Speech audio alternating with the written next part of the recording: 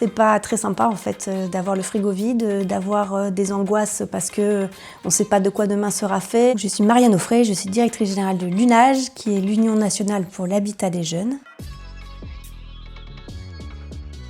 Alors c'est multifactoriel évidemment. Le tableau est assez sombre en effet, c'est un tableau qui se dégrade au fur et à mesure des années. C'est lié aux conditions de vie faites aux jeunes qui sont les premiers touchés par les CDD, l'intérim, l'emploi précaire, les temps partiels subis. Donc la précarité de l'emploi, leurs conditions de vie fait que mécaniquement elles vont être dans des situations moins favorables pour chercher du logement.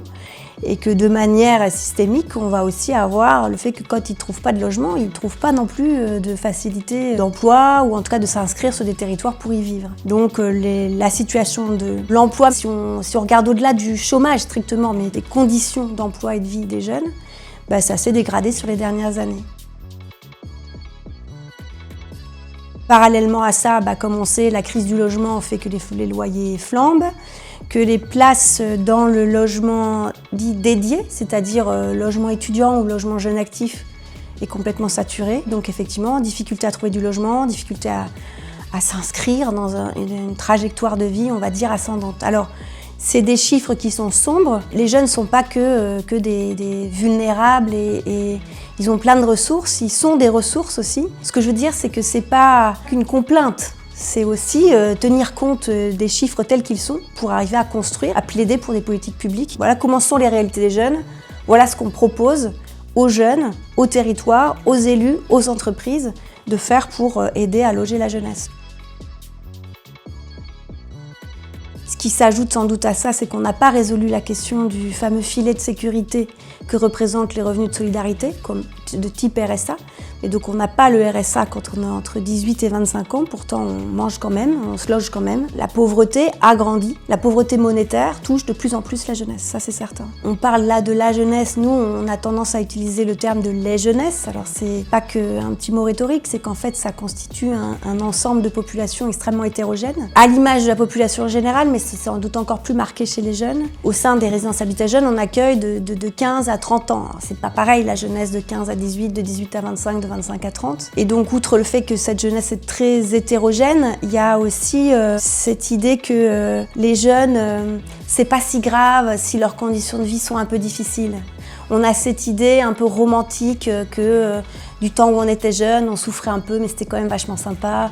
Non, c'est pas très sympa en fait d'avoir le frigo vide, d'avoir des angoisses parce que on sait pas de quoi demain sera fait, ni d'un point de vue de notre trajectoire personnelle, ni d'un point de vue d'un environnement qui est très safe quand même.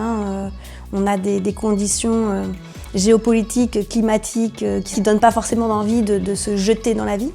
Donc je pense que ça, c'est des représentations qui sont fausses. Cette idée que la jeunesse, ça lui fait moins mal d'être dans l'inconfort.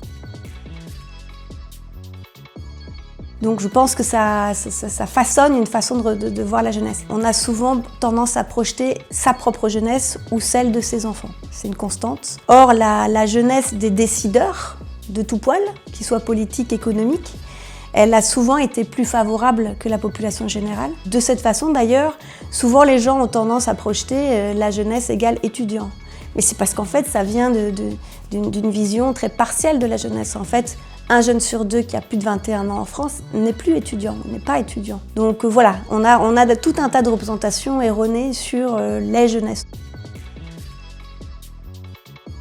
Quand on parle d'offres, il faut préciser qu'est-ce qu'on parle de l'offre dédiée, spéciale jeune, ou est-ce qu'on parle de l'offre générale, puisqu'il faut quand même avoir en tête que la plupart des jeunes sont logés dans le parc privé standard. Si on se concentre un peu sur l'offre dédiée, ce qui correspond sans doute plus vraiment, c'est ces espaces spécifiques. En réalité, quand on regarde les dernières années, la porosité des statuts des jeunes a augmenté. Et quand vous voyez que beaucoup d'étudiants travaillent, que beaucoup de jeunes étudiants se sont tournés vers l'alternance et donc sont à la fois des jeunes qui travaillent et des jeunes qui étudient.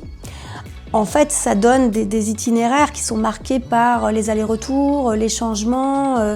Et donc, plus vous spécifiez votre offre, plus vous la rendez monolithique en fait et ne répondant pas à des allers-retours, des changements. Le deuxième élément, c'est les niveaux de loyer, les niveaux de redevance. Nous, on loge des jeunes qui sont pour beaucoup en dessous du seuil de pauvreté, mais ça arrive très vite d'être en dessous du seuil de pauvreté. Il suffit d'être apprenti, il suffit d'être étudiant à temps partiel. Les jeunes sont mécaniquement discriminés puisque quand on est jeune, on a moins de fiches de paye que quand on est non jeune et on a un salaire moins élevé. Après, on a aussi une discrimination plus subjective et qui est plutôt l'idée qu'on se fait des jeunes qui vont mettre du bazar partout, qui vont faire des fêtes, qui vont faire du bruit, les classiques du voisinage. Donc, et mécaniquement et on va dire au niveau des représentations, oui, effectivement, les jeunes sont discriminés.